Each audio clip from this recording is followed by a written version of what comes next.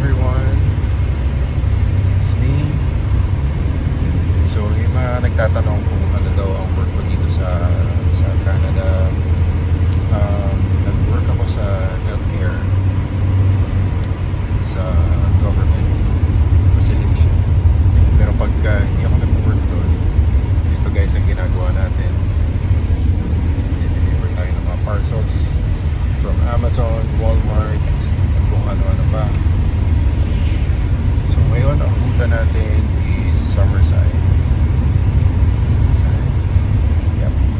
Meron tayong 182 parcels to deliver. Hopefully matapos natin sila bago magdilim. Dito kasi mabilis na magdilim. Ngayon winter 4:30 madilim na. So hopefully matapos natin sila deliver. Yup. Puno tayo guys. So, kaya lang, share lang.